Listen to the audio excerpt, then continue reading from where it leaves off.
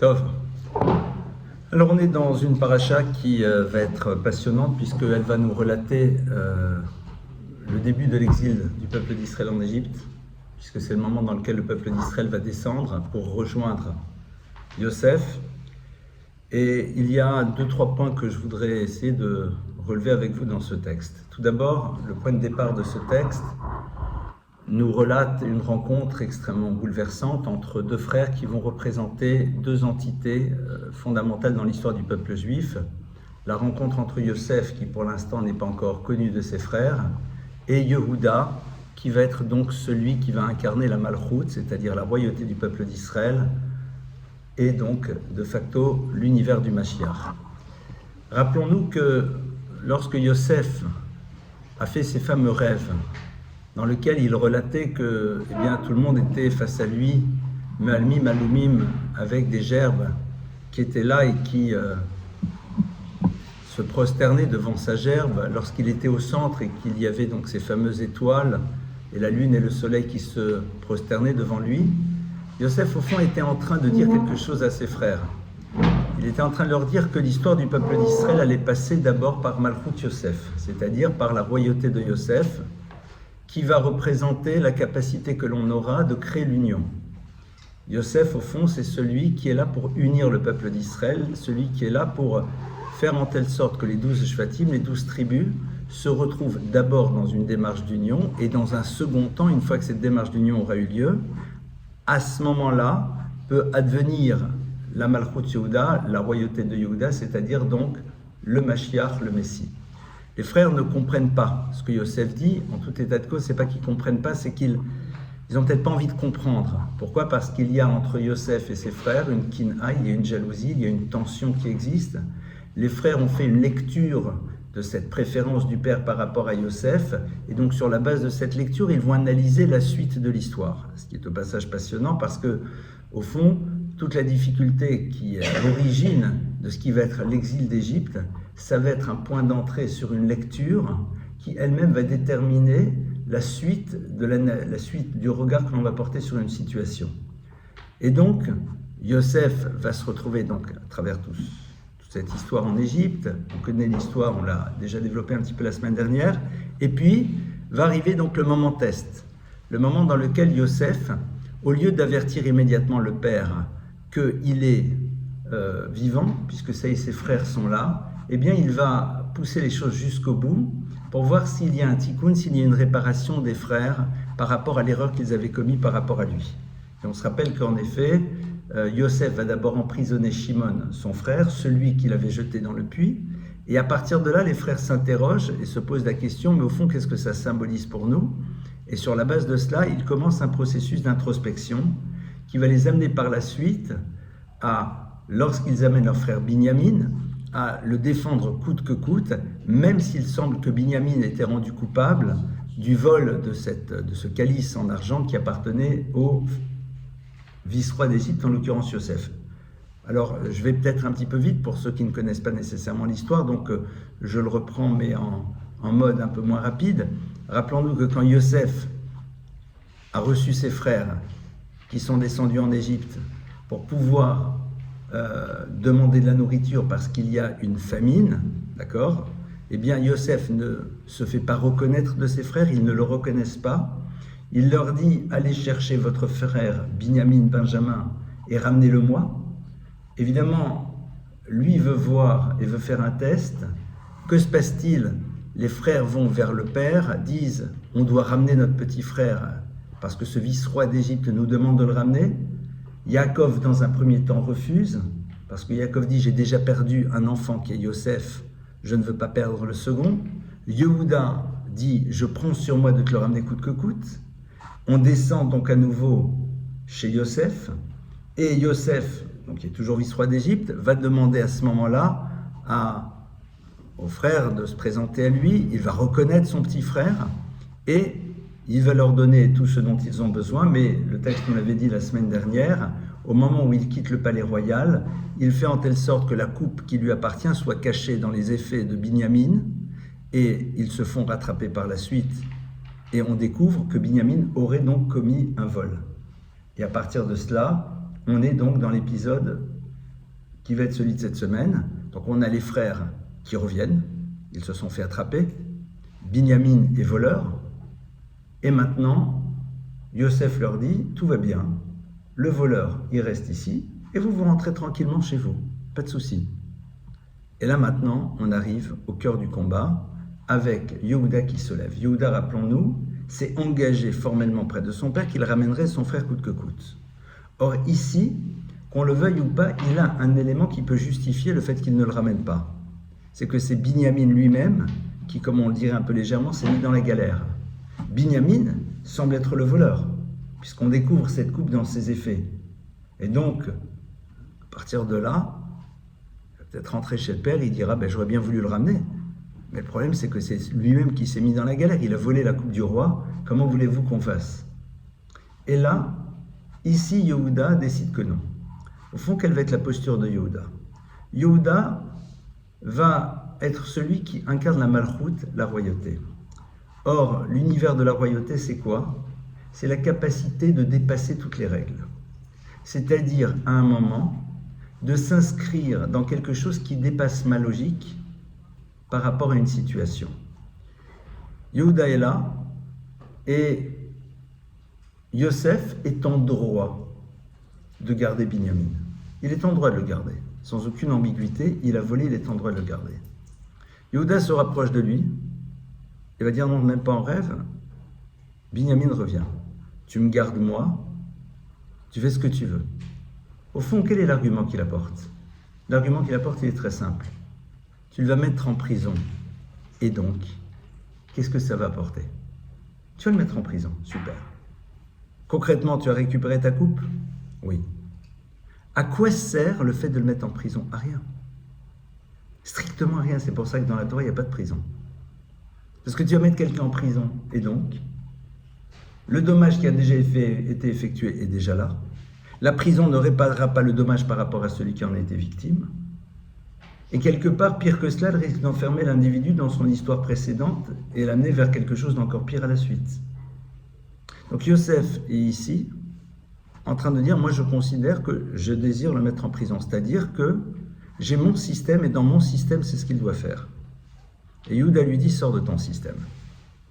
Yehuda est en train de lui dire, je te demande d'envisager une autre lecture que l'on peut avoir face à une situation donnée. C'est passionnant. Parce que cette capacité à avoir une autre lecture face à une situation donnée, les frères ne l'ont pas eue. Lorsque leur frère Yosef leur avait raconté les rêves, ils avaient décidé de faire la lecture qui était Yosef veut prendre le pouvoir et donc il doit être condamné. Mais au fond, ils pouvaient faire une autre lecture. Ils ne l'ont pas faite. Ce qui est intéressant, c'est que maintenant, pour sauver Binyamin, Yehuda dit à Yosef quelque chose qu'ils n'ont pas réussi à faire eux. Il faut que tu aies une autre lecture, non pas de l'événement qui est là, mais de la manière dont on doit réagir par rapport à un événement. Quand Yosef a raconté ses rêves, c'est une réalité, il décrit quelque chose.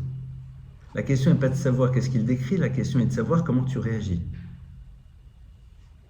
Or, tu as décidé que ce qu'il est en train de me dire, ça veut dire qu'il veut prendre la royauté, why not? Pourquoi pas? Alors allons-y, il veut prendre la royauté. Et donc, est-ce qu'il n'y a pas un autre moyen de régler les problèmes? Est-ce qu'il n'y a pas un autre moyen d'échapper à la situation? Il veut devenir roi et toi tu considères qu'il ne peut pas devenir roi d'Israël. Très bien, alors réfléchissons. Il y a peut-être d'autres solutions. Ici, c'est la même chose. Il y a peut-être d'autres solutions par rapport à cette situation. Et c'est là où, en effet, commence ce combat entre Yosef et Yehuda. Yosef et Yehuda, donc, vont s'affronter parce que Yosef veut voir jusqu'à où Yehuda est prêt à aller dans le choix qu'il a fait de l'argument qui est le sien pour être sûr que cet argument est vraiment quelque chose qu'il fait exister et qui, pour lui, fait partie d'une réalité nouvelle. Traduit de manière différente, est-ce que c'est juste un argument que tu amènes ou est-ce que tu es ici dans une forme de conviction profonde que c'est comme ça qu'il faut faire? Pourquoi? Parce que toute l'histoire future du peuple juif devra se construire sur ce principe.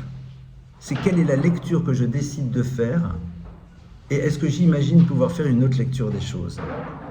Parce que le problème du juif dans l'histoire, ça serait quoi dans l'exil? Le problème du juif, ça serait la lecture qu'il fera des événements auxquels il sera confronté. Notre problème à nous aujourd'hui, c'est quoi? C'est quelle est la lecture que l'on fait des événements que nous subissons. Quel a été le point qui a permis à bon nombre de juifs de prendre de la distance par rapport à leur judaïsme?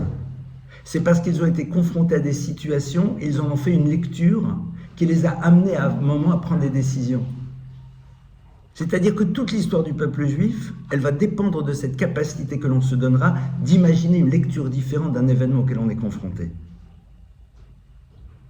Et c'est ça qu'au fond, Yehuda est en train de voir ici. Entre Yosef et Yehuda est en train ici de se bâtir ce qui permettra au peuple juif de se pérenniser dans l'histoire. Ça, c'est leur rencontre. Je répète, Yosef est là, Binyamin a volé, il n'y a pas photo. Donc, dans la règle de Yosef, Binyamin doit être mis en prison. Et Yehuda lui dit, et peut-être qu'au fond, il y a une autre solution. Et peut-être qu'on peut voir les choses autrement. Et peut-être quelqu'un qui a volé, peut-être qu'il faut fonctionner autrement par rapport à lui pour qu'il ne revole pas. Ouvrir une autre hypothèse, c'est la base même de la pérennité de l'histoire du peuple d'Israël. Vous vous rappelez, je vous avais raconté cette histoire, une histoire vraie qui a eu lieu. C'est l'histoire donc de Rav Silver qui, après la Shoah, s'est retrouvé dans un camp de personnes déplacées. Je vous l'ai raconté peut-être la semaine dernière, ou il y a 15 jours, ou il y a 3 semaines, ou je ne sais pas quand, je vous l'ai raconté en tout cas. Qui a vu donc ce juif qui disait qu'il allait se séparer complètement de son judaïsme parce que dans les camps, un juif ne prêtait son sidour que contre du pain. Et il disait, mais comment puis-je être proche de quelqu'un et d'un système dans lequel on prête son sidour contre du pain, alors qu'on est dans les camps ensemble? Alors Rav Silver lui a dit, tu as raison, mais pourquoi tu regardes celui qui a demandé du pain pour prêter le sidour?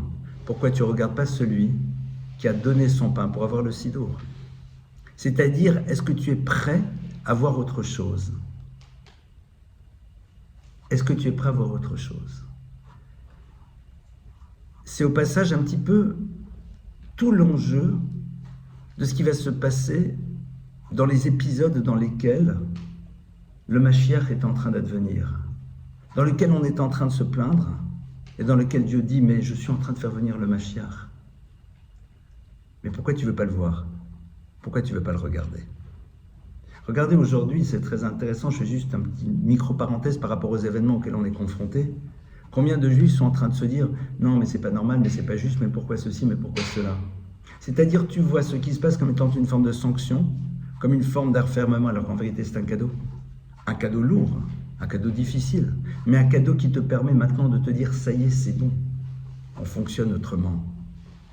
Ça y est, c'est bon.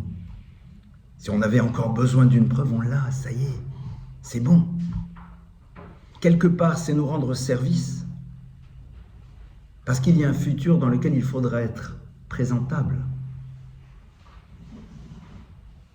Yosef donc lâche rien, pour voir si pour Yehuda, cette proposition de lecture différente qu'il fait de l'événement est quelque chose qui s'est inscrit maintenant à l'intérieur de ce que j'appellerais presque son ADN. Mais pourquoi est-ce que Yehuda ouvre cette perspective? Parce que Yehuda, en vérité, a dit à son père, si je ne te l'amène pas, eh bien, je considère que j'ai fauté pour toi ad vitam aeternam. Et Yehuda dit, je perds ma place dans le monde-ci et dans le monde futur. Qu'est-ce qu'il a dit, Yehuda? Yehuda est en train de dire qu'on ne peut pas inscrire sa vie dans un système dans lequel on ne peut pas créer une autre hypothèse face à une situation. On ne peut pas arriver dans le monde futur si on a créé un système dans lequel on ne pouvait pas imaginer une autre lecture que celle qu'on avait décidé d'avoir. C'est pas possible. À partir de là, Yosef maintenant va pouvoir se dévoiler. Quand Yosef a vu que ça y est, maintenant ce système-là va faire partie de l'histoire d'Israël, que celui qui représente la malchoute, la royauté, fonctionne de cette manière, à ce moment-là, l'histoire du peuple juif, elle peut exister. Et donc, à ce moment-là, il peut se révéler. Et il va dire, Ani Yosef Ha'od Avichai. Et là, il continue. Il dit, je suis Yosef, est-ce que mon père est encore vivant? Et le texte nous dit que les frères ne peuvent pas répondre tellement ils sont bouleversés. Il y a deux questions qui se posent. La première, c'est quoi cette question que tu poses, pardonnez-moi? Je suis Yosef, est-ce que mon père est vivant? Mais ils viennent de lui dire que le père était vivant, puisqu'il leur avait demandé déjà précédemment. Pourquoi il le redemande? Est-ce que mon père est encore vivant? Et là, le texte nous dit, et à ce moment-là, ils ne peuvent plus rien répondre. Car ils sont bouleversés. Yosef, il continue. Yosef, il continue parce qu'il sait qu'il faut que les shvatim, que les tribus, prennent la mesure de l'incapacité qu'ils ont eue à un moment de prendre la mesure de ce qu'ils étaient en train de mettre en place. Parce que toute l'histoire du juif, elle n'existe que dans la mesure où on est prêt à prendre la mesure de l'impact que vont avoir les mouvements que l'on aura à l'intérieur du monde. Le clan d'Israël n'existe que parce que justement il y a cet état de conscience clair de l'impact qu'il peut avoir dans le monde. Si tu n'as pas conscience de l'impact que tu peux avoir dans le monde, alors tu ne vis pas la vie qui doit être la tienne. Et quand tu agis, tu n'agis pas avec l'intensité qui devrait être la tienne. La première chose, il leur dit, Yahuda Vichai, mon père est encore vivant. C'est-à-dire, est-ce que vous avez pris la mesure de ce que vous pouviez générer à travers ce que vous avez fait? Est-ce que vous avez pris la mesure? C'est-à-dire que vous avez dit qu'il faut absolument que Yosef disparaisse. Mais est-ce que vous êtes posé la question de l'impact que ça pouvait avoir sur le père? Yahuda Vichai. Ça, c'est la première des choses qu'il dit. Seconde chose, le texte nous dit que il leur dit Ani Yosef, je suis Yosef.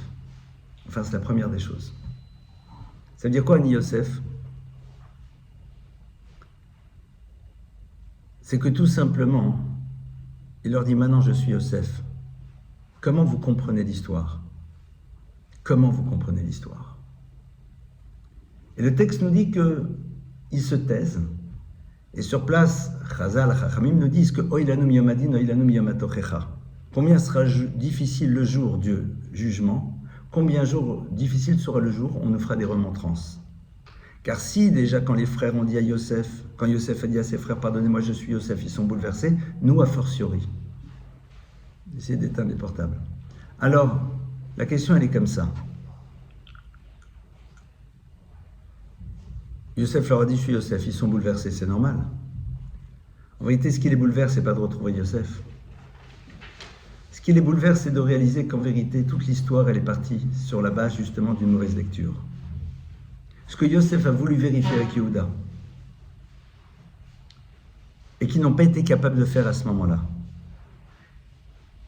À ce moment-là, ils n'ont pas été prêts à imaginer une autre lecture.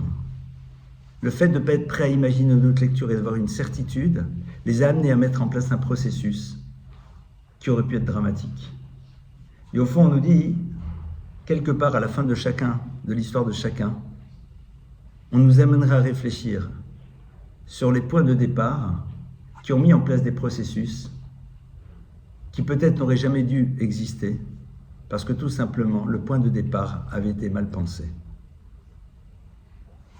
C'est bouleversant. C'est-à-dire que quelqu'un peut prendre toute sa vie un chemin, mais si au point de départ il n'a pas analysé si la lecture qu'il avait des choses était la bonne, eh bien il peut se retrouver dans une histoire qui n'est pas du tout celle qu'il aurait dû construire. Oilanu miyamadin, c'est que dans la vie on ne dira pas pourquoi tu as fait telle chose. On te demandera pourquoi le point d'entrée de ta démarche tu ne l'as pas repensé. Pourquoi tu n'as pas imaginé une autre hypothèse par rapport à la situation à laquelle tu étais confronté. On le voit dans le monde des relations familiales. Combien de personnes ont créé des ruptures parce que face à une situation, elles ont une lecture, elles n'ont pas imaginé une seconde. Dans la relation à Dieu, dans la relation à notre vie. Ici, on est face, je pense, à un des textes les plus bouleversants de la Torah, qui nous remet face à la nécessité absolue d'être sûr que les mouvements que l'on opère sur la base d'une certitude, eh bien, s'interroger si est-ce que véritablement le point d'entrée est juste? Est-ce que le point d'entrée est juste? que je vais dire est un petit peu difficile à entendre, mais vous l'entendrez au second degré. J'ai souvent l'habitude, face à des personnes qui sont en démarche de conversion, de leur proposer d'abord de faire une thérapie. C'est pas qu'elles sont folles, hein. C'est que je veux être sûr qu'au fond, le point de départ, il est clair. Tu es sûr que tu vas pour des bonnes raisons.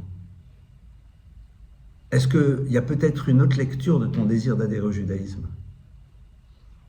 Qu'au fond, tu cherches à l'intérieur de ça quelque chose d'autre, mais que tu aurais pu trouver autrement. Parce que sinon, tu te retrouves dans une histoire et un jour, tu te dis, mais peut-être que si j'avais fait une thérapie, j'aurais peut-être pas été là, et maintenant je m'y retrouve, et comment je gère? C'est un peu dur ce que je dis, mais on ne peut pas en faire l'économie. On ne peut pas en faire l'économie. Ça, c'est donc le début de la paracha. Donc le début de la paracha, c'est quoi? C'est ce qui va être la base de la manière dont on va devoir se construire dans la galoute, dans l'exil. On ne pourra vivre l'exil que dans la mesure où on serait capable d'imaginer plusieurs lectures différentes des événements auxquels on est confronté. Parce que si on est dans une monolecture, on risque fort de prendre de la distance et d'arrêter notre histoire. Une fois qu'on a vu ça, alors il faut se poser la question, mais qu'est-ce qui fait que les frères de Yosef n'étaient pas prêts à imaginer une autre lecture? Qu'est-ce qui fait qu'ils n'ont pas voulu, à un moment, créer une autre hypothèse? Parce qu'au fond, ils ne sont pas idiots. Ils disent nos maîtres parce qu'il y avait quelque chose qui s'appelle du domaine de la kina, une forme de jalousie. C'est-à-dire cette jalousie qu'ils pouvaient ressentir par rapport à leurs frères, et le fait qu'il ne se soit pas dit, mais peut-être qu'au fond, si notre frère est le préféré du père, c'est que peut-être il y a ici une bonne raison. Ils se sont contentés de vivre la chose, mais ne se sont pas interrogés sur le fait que peut-être elle était juste, même si elle leur était difficile. Parce qu'une chose peut être difficile, c'est pas pour autant qu'elle n'est pas juste. À partir de là, le processus était engagé. C'est pour ça que les frères n'ont aucun problème à voir leur père par la suite dans cet état de souffrance, parce qu'à l'intérieur de leur tête, la démarche est complètement justifiée. À partir de là, on va voir que Yaakov donc va rejoindre Yosef et il va se passer quelque chose de très intéressant.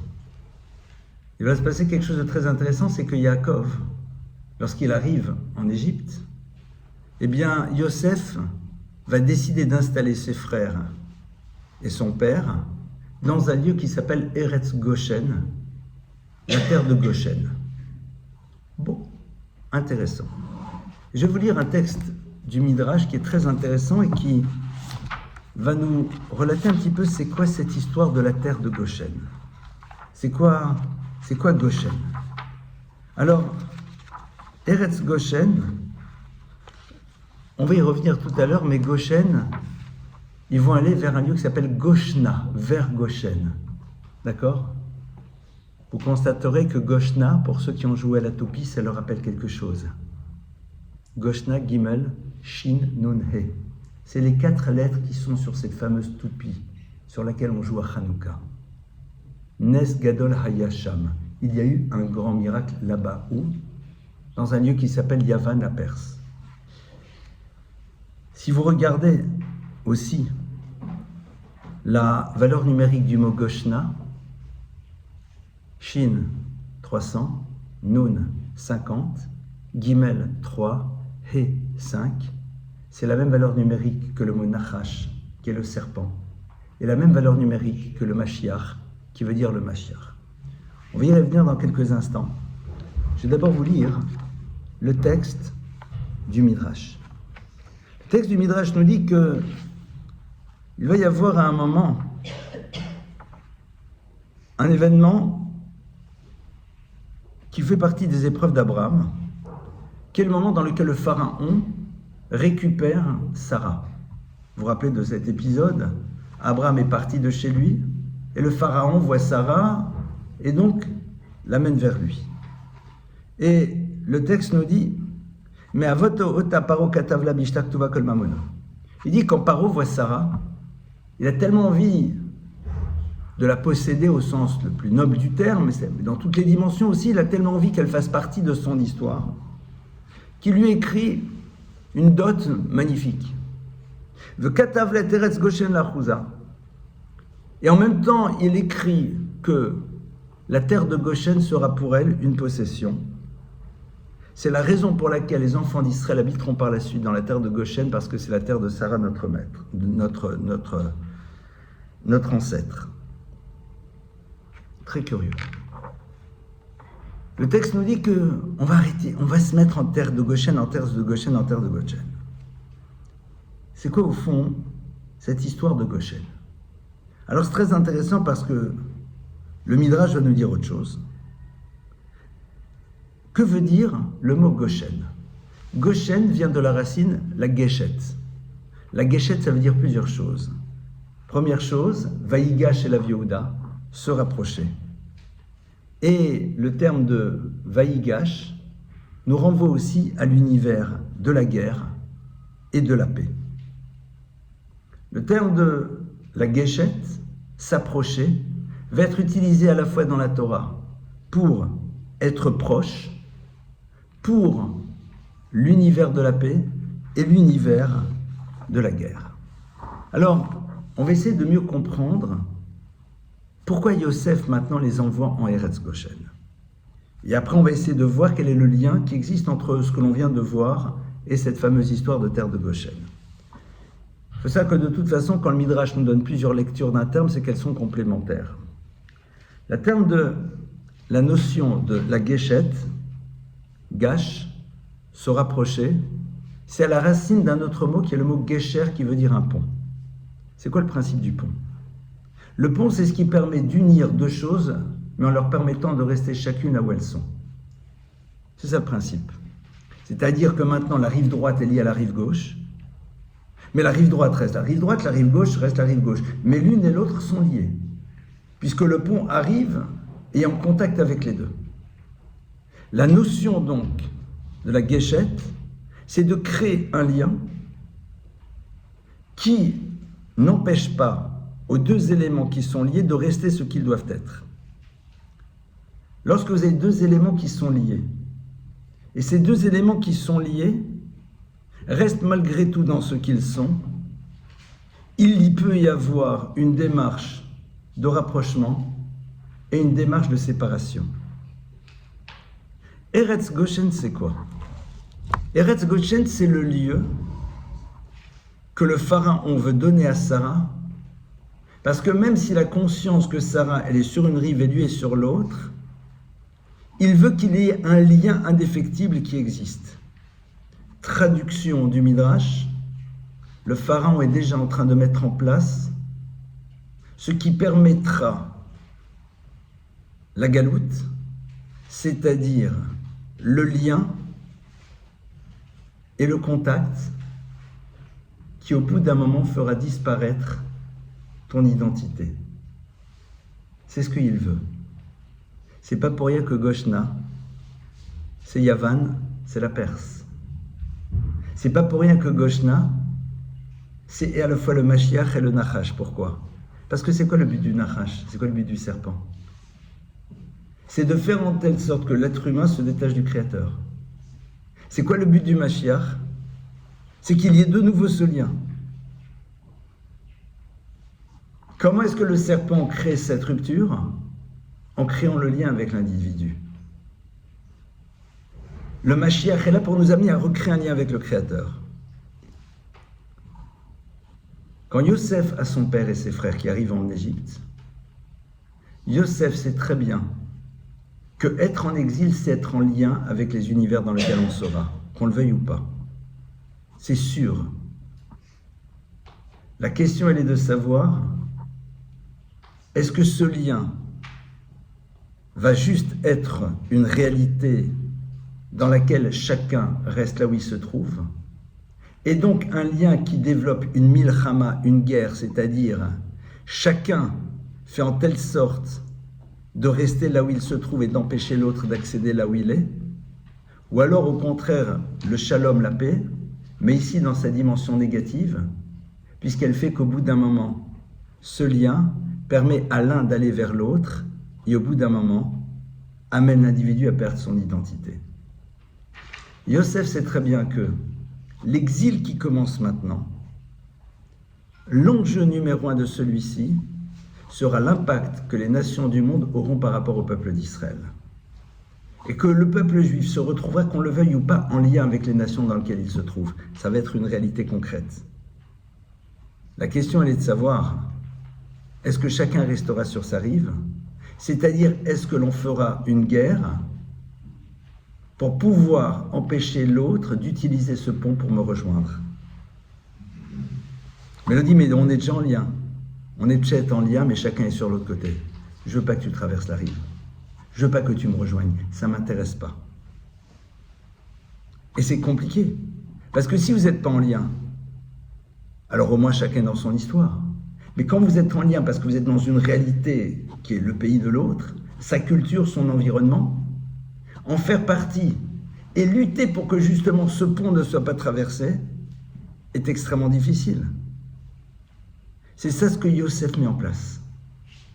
Quand Yosef met ça en place, il le met en place parce que justement, le pharaon a dit à Sarah, je mets Goshen, je te donne Goshen, c'est-à-dire je sais très bien qu'il y a toi d'un côté, il y a moi de l'autre, mais ce que je veux, c'est ce lien parce que je veux te faire traverser le pont. Et Sarah, elle dit même pas en rêve, elle ne traversera jamais le pont. Sarah ne bougera pas. Et c'est pour ça que Yosef amène le peuple d'Israël en Goshen. Parce qu'il veut qu'en effet, il s'inspire de ce que Sarah a été, présente à côté du pharaon pendant un certain temps, mais restant complètement du côté où elle était, même s'il y avait un lien qui s'était créé. Parce qu'il y avait une réalité physique d'une présence à côté de l'autre. Ça, c'est ce que Yosef met en place. Et donc, c'est pour ça, comme je vous l'ai dit, que de manière allusive, Goshna, c'est cette fameuse toupie de Hanouka, parce que c'était tout l'enjeu de ce qui s'est passé avec Yavan. C'est pas pour rien que cette sidra arrive quasiment systématiquement tout de suite après Hanouka.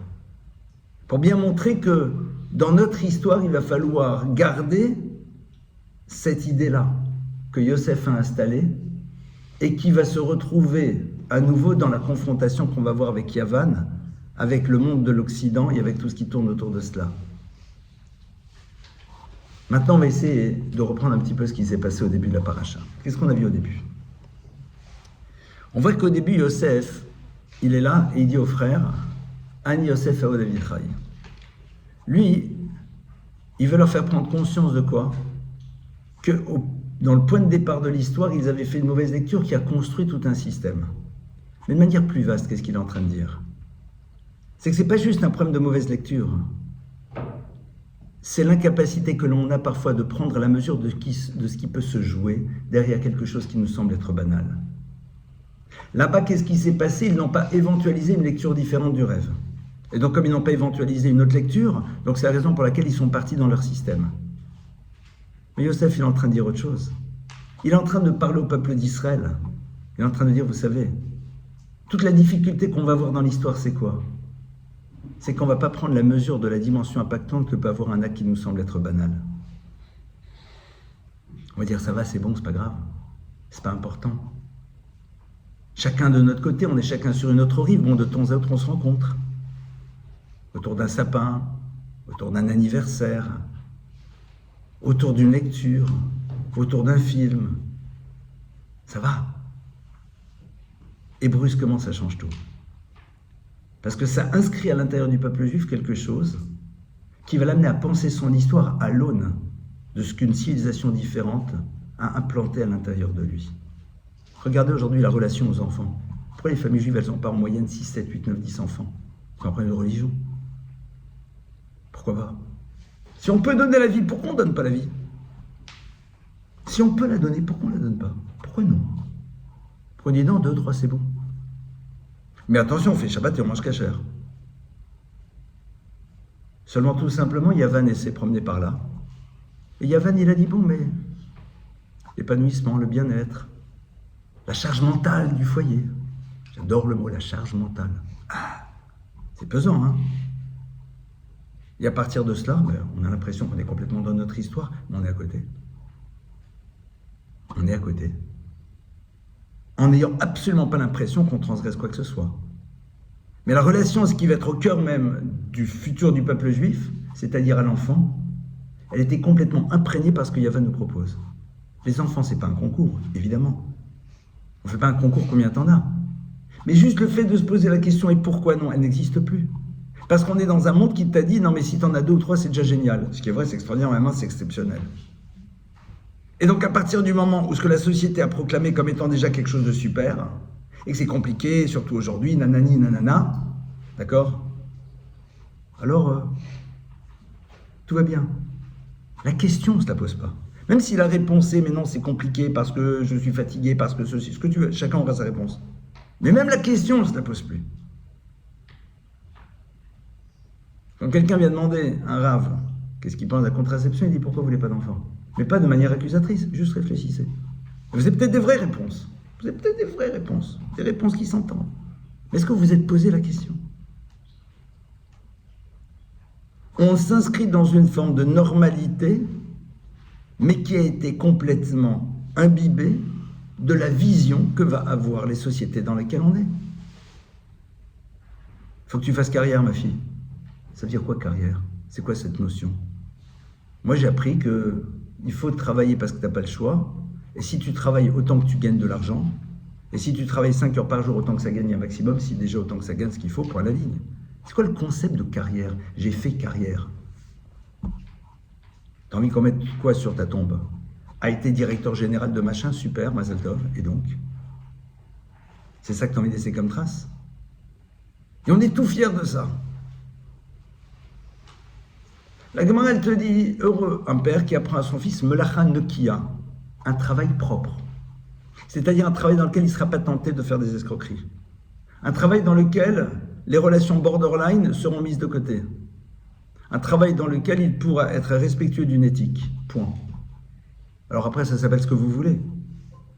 Mais c'est ce qu'on parle de Nekia, de quelque chose de propre. On ne dit pas heureux le père qui a dit mon fils le médecin, mon fils l'avocat, mon fils le rabbin, mon fils ce que tu veux. Non, ça n'existe pas. Pourquoi? Parce que pour la Torah, en effet, le rapport au travail, c'est quelque chose qui doit être d'abord neki, quelque chose dans lequel tu es propre. Alors maintenant, si déjà, autant que ça te plaise, autant que tu utilises tes potentiels le mieux possible si tu es doué dans quelque chose, et autant que ça te rapporte le maximum, si déjà tu travailles, Mazal Tov, il n'y a aucun problème. Ça, c'est sûr. Mais ça, c'est juste une configuration technique. Mais c'est pas ça qui doit t'agiter au début. C'est pas ça qui doit être présent dans ta tête. Ce qui doit être présent, c'est en quoi ça va être un acquis. En quoi ça me permet de rester propre, quelqu'un de droit, d'intègre. Pourquoi je me confronte à des choses qui risquent de m'amener justement à me battre contre des choses? Non. Et je peux vous en donner des dizaines des exemples. Yosef, il dit aux frères, voilà, n'oubliez pas aussi une autre chose, c'est qu'il n'y a pas juste un problème de mauvaise lecture, il y a un problème de point d'entrée dans tous les domaines. Savoir c'est quoi le point d'entrée.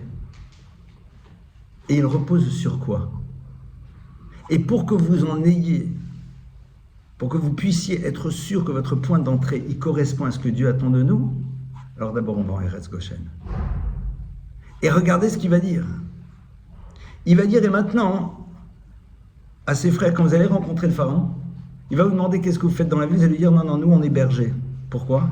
Ki toavat Mitzrayim kol roetson. Pourquoi? Parce que l'abomination des Égyptiens, c'est ceux qui sont bergers. Ça va. On va de nouveau créer dès le début de l'histoire l'image négative du juif. Toavat. Il faut que vous fassiez tout ce qu'il faut pour qu'ils aient même pas envie de s'intéresser à vous.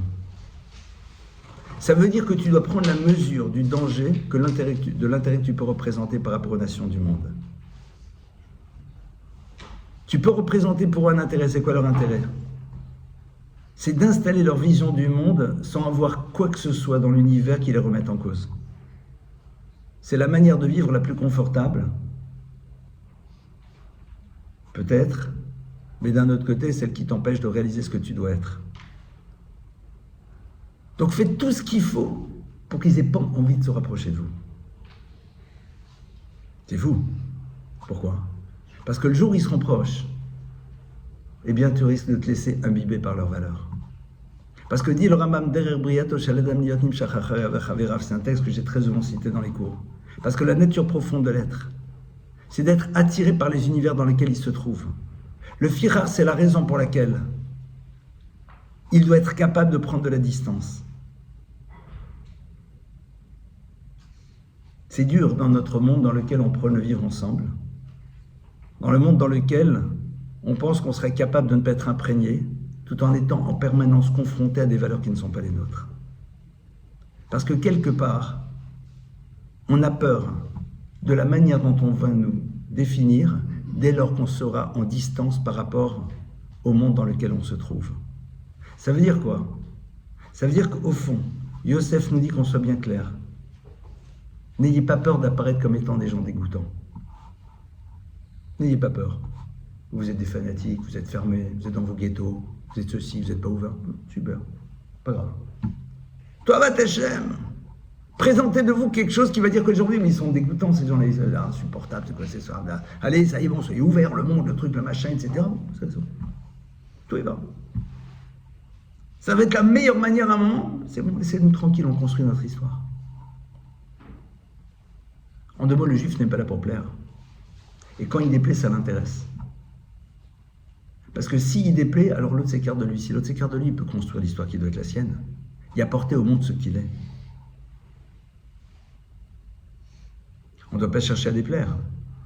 Mais quand on cherche à être ce que l'on doit être, et qu'en étant ce que l'on doit être, on déplaît, ben ce n'est pas mon problème. Et c'est là où, en effet, va se jouer toute la difficulté du peuple juif dans l'histoire. Pourquoi? Qu'est-ce qui fait que ça sera difficile? Parce que tout au long de l'histoire, le clan Israël sera dans une forme d'attente de reconnaissance de la part de Esav. On attend que Esav vienne et nous dise « Non, t'es quand même un bon garçon ». On attend cela. Pourquoi est-ce qu'on a besoin de ça? Parce qu'on n'est pas suffisamment convaincu des choses. Quand vous êtes profondément convaincu d'une chose, vous n'avez pas besoin qu'on valide la démarche qui est la vôtre. Si vous êtes le meilleur chirurgien du monde, et vous le savez, et que demain vous avez une stratégie particulière pour opérer quelque chose, de pas grave, mais une stratégie particulière, vous pouvez avoir tous les gens qui vous disent « Non mais c'est ridicule », ok super, ben je sais. Ça ne vous dérange absolument pas qu'on se moque de vous, parce que vous savez que le résultat il va être à la hauteur. C'est comme les parents qui à un moment vont avoir une certaine démarche éducative, dans un monde dans lequel pendant tout un temps, même si ça commence à changer un tant soit peu, il y avait du laxisme. Et tout le monde regardait, mais arrêtez d'être dur, mais arrêtez de poser des cadres, mais arrêtez de poser des limites, mais laissez-les s'ouvrir, les pauvres, ils ne voient pas la télé, ils ne voient pas le truc, ils ne voient pas le machin, t'as raison. Vous êtes fini, vous êtes fermés, vous êtes finis, vous êtes nuls, super. Maintenant aujourd'hui, vous pouvez nous dire comment vous avez fait pour les empêcher d'avoir des écrans toute la journée? Comment vous faites? Mais pendant 10 ans, on avait l'air d'imbéciles finis, à vos yeux, fermés, au monde et au reste. Mais on a tenu bon, parce qu'on avait des certitudes. Tout simplement. Tout simplement. Comment vous faites pour faire en telle sorte que ça fonctionne dans les couples? Ben parce qu'on était des imbéciles qui disaient qu'un garçon et une fille, c'est pas parce qu'ils se rencontrent et qu'ils se plaisent bien qu'ils doivent passer à l'acte. Parce que c'est pas banal. Comment vous avez fait pour qu'on n'ait pas besoin aujourd'hui de donner des cours d'empathie dans vos écoles? Parce que pendant des années, on a véhiculé des valeurs que vous appeliez religieuses, dans un quotidien qui a permis aux enfants de s'inspirer à travers les exemples qu'ils avaient face à eux. Parce qu'il n'y a rien de plus grand échec qu'une société qui est obligée de donner des cours d'empathie. Ça veut dire que l'exemple que les enfants ont vécu au quotidien est exactement le contraire des valeurs qu'on va leur transmettre maintenant de manière orale. C'est dramatique. Parce que justement, on a accepté d'être considéré Toavat Hashem, Toavat Mitzrayim, comme l'abomination des Égyptiens. Pas grave. C'est ça qui permet au clan d'Israël, à ceux qui restent en terre de Goshen, d'être ceux qui vont annoncer la libération finale du clan d'Israël. Maintenant, quand Yosef donc amène ses frères en terre de Goshen, intéressant de voir qu'il envoie d'abord quelqu'un en Goshen. Qui il envoie? Il envoie Yehuda. Vet Yehuda shalach lefanav leorot Goshna. Dit qu'il l'envoie là-bas En premier, pourquoi? Dit Rashi, pour créer un Beth Midrash, pour créer un lieu d'étude. Ça veut dire quoi? Ça veut dire que la terre de Goshen n'existe que dans la mesure où là-bas il y a un lieu d'étude. Traduit de manière différente, ces notions-là, tu ne peux les acquérir qu'à l'intérieur du monde du Beth Midrash, qu'à l'intérieur du monde de l'étude.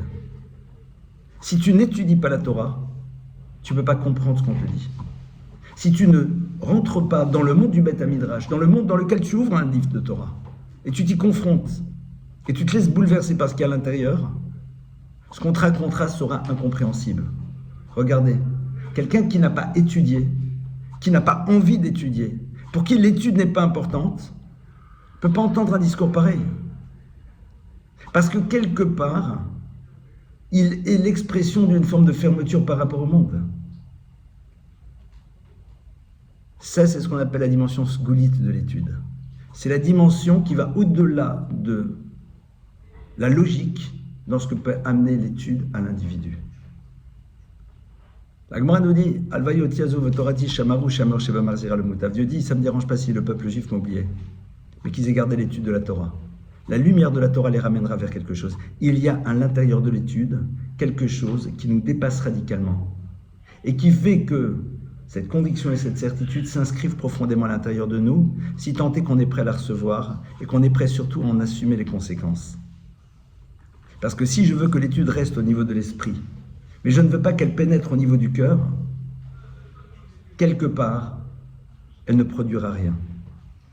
Alors c'est intéressant de réaliser que Yosef c'est le symbole du cœur et que Yehuda c'est le symbole de l'esprit, de la tête. Et Yosef il envoie Yehuda. Si Yosef il envoie Yehuda, il dit le Beth Midrash qui va être construit à Goshen. Le Beth Midrash qui va être construit dans un univers dans lequel on va prendre à l'individu. Qu'il y a deux rives, qu'on est en lien, mais que chacun reste de son côté. Parce que c'est comme ça qu'on construit sa future histoire. Eh bien, ce Beth Midrash-là, c'est un Beth Midrash dans lequel les deux éléments doivent être présents. Il y a à la fois la connaissance et le savoir, mais en même temps le désir que celui-ci pénètre à l'intérieur de nous-mêmes et nous transforme. C'est-à-dire être prêt à vivre la dimension impliquante d'une étude et d'être prêt à recevoir ce qu'elle va transformer à l'intérieur de nous. En deux mots, être ouvert à ce que la parole d'Hachem agisse chez l'individu. Ne pas avoir peur de retrouver ce que l'on est censé être. La peur que l'on a, c'est quoi? C'est que lorsque quand tu vis pleinement cette dimension-là, le monde qui est autour de toi, tu le regardes différemment. Et quelque part, c'est comme un supporter du PSG qui ne peut pas s'imaginer être autre chose qu'un supporter du PSG toute sa vie. C'est pathétique. Je me rappelle de quelqu'un qui me disait « Mais je ne me vois pas ne plus aller aux courses tous les samedis après-midi. » Je lui ai dit « Ouvre la Gemara. » Et tu vas découvrir un jour que ça ne représente plus rien pour toi. Pourquoi? Parce que tout simplement, la Torah va faire l'effet qui doit être le sien chez toi, mets de côté ta peur, de sortir de ce que tu crois être tes zones de confort, mais qui au fond ne sont que des lieux d'habitude, sans plus. Mets de côté cela. Pour ça, il faut faire preuve de courage. Pour ça, il faut faire preuve de courage, clairement. C'est-à-dire à un moment, de savoir que quand Yehuda y va à Goshen, qu'il est envoyé par Yosef, et que c'est là-bas où véritablement va se construire ce qui permettra au peuple d'Israël de se perpétuer dans l'histoire, il faut que les deux soient présents. Il faut qu'un savoir puisse me pénétrer et qu'il puisse me transformer de l'intérieur. Et savoir qu'à travers cela, je risque d'apparaître comme étant le Torava, celui qui est considéré comme dégoûtant, c'est-à-dire celui de qui il faut s'éloigner. Vous n'êtes pas intéressant. Vous n'êtes pas suffisamment juif de cour, même si c'est cruel de le dire. Et quelque part, ce qui est pire, c'est que ça ne vous intéresse même pas. C'est pas ce qui vous intéresse. Et il n'y a rien de pire de voir quelqu'un qui n'est pas intéressé par quelque chose qui est censé intéresser tout le monde. Il n'y a rien de pire de voir quelqu'un qui est invité dans un lieu dans lequel tout le monde se vanterait d'avoir été, et dans lequel il se contente d'être parce qu'il n'a pas le choix. C'est-à-dire qu'il est en train de te dire, mais quelque part ça ne représente rien pour moi. Mais tu es en train de dire qu'au fond, ce que tout le monde aspire, ce à quoi tout le monde aspire, pour toi ça ne représente rien. C'est bouleversant. C'est la raison pour laquelle il y a des lieux dans lesquels on ne veut pas qu'une parole de Torah soit prononcée. Parce qu'au moment où elle est prononcée, elle révèle le peu d'importance qu'elle donne au cadre dans lequel elle se trouve. Parce que ce qui l'intéresse, c'est avant tout l'humain qui est en face d'elle. Et ça, c'est ce que Yosef installe. Et à partir de ce moment-là, l'histoire du clan Israël, elle peut se mettre en place. Maintenant, ce qui est très intéressant, et ça va être le dernier point, c'est que lorsque Yosef apprend à ses frères qu'il est Yosef, il va faire en telle sorte que son père arrive, il va aller le faire chercher, et il y a marqué à un moment que Yosef, pour aller à sa rencontre, c'est lui-même qui va sceller son propre carrosse. Qu'est-ce qu'il a besoin de te raconter une histoire pareille? Vous avez le vice-roi d'Égypte qui est en train de tourner la manivelle pour faire ça, pour faire démarrer l'attraction avant. Vous imaginez, on va essayer de le représenter, d'accord? Où il est en train d'aller chercher l'essence à la pompe et de vérifier l'huile et de faire la pression des pneus pour pouvoir aller à la rencontre. Ribono shel olam, t'es le vice-roi d'Égypte. Qu'est-ce que Yosef est en train de donner comme message? Yosef est en train de donner un ultime message. C'est quoi? C'est que il y a une notion que l'on appelle la mitzvah de Kibud Avem, le respect des parents. Mais en quoi il respecte son père ici? Son père n'est pas là. Ce qui est important pour son père, c'est qu'il arrive à destination. Ce qui est important pour le père, c'est que Yosef arrive devant lui. Alors que Yosef ait fait démarrer tout seul la voiture, qu'il ait scellé les chevaux ou autre chose, ça ne change rien. Puisque le but, c'est quoi? C'est qu'il se retrouve devant. Yosef est en train de dire non. Nous ne sommes pas dans un monde dans lequel ce qui nous intéresse, c'est avant tout la posture finale. Mais c'est chaque moment qui nous amène à cette posture qui, pour nous, a une valeur en tant que telle. On est dans un monde du résultat. La Torah n'est pas dans un monde de résultat. La Torah, elle est dans un monde dans lequel l'action que tu fais qui s'inscrit à l'intérieur d'un désir d'obtenir quelque chose, elle a une valeur immense. Parce que la suite, ça ne dépend pas de toi, parce que si la voiture, elle démarre ou pas, ça ne dépend pas de toi. Et ça va complètement à l'encontre de tout ce que le peuple juif va rencontrer dans la galoute, où c'est le résultat que tu exhibes qui est fondamental.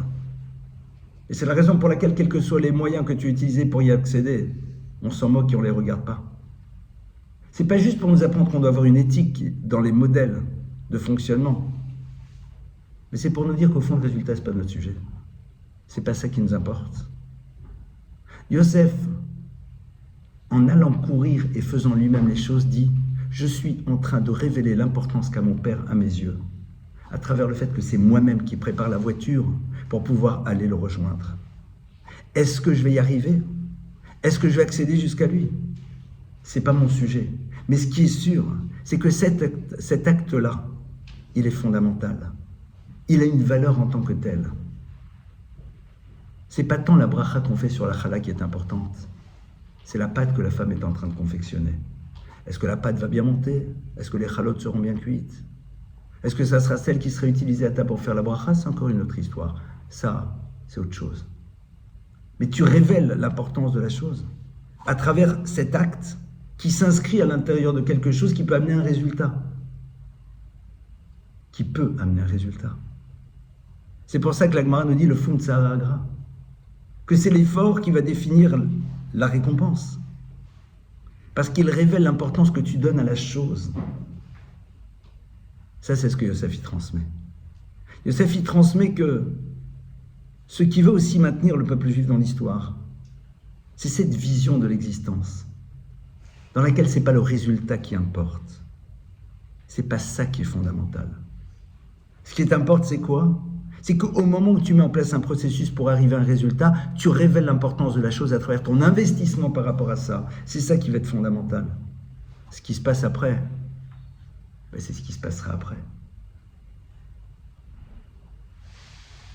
Voilà quelques éléments de réflexion que je voulais partager avec vous et qui nous montrent au fond que dans ce moment crucial de l'histoire, où le peuple d'Israël est en train d'arriver en exil, parce que c'est le début de l'exil qui se met en place.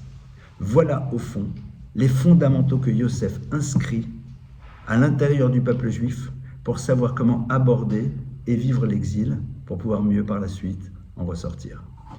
Je vous remercie pour votre écoute et on passe à vos questions.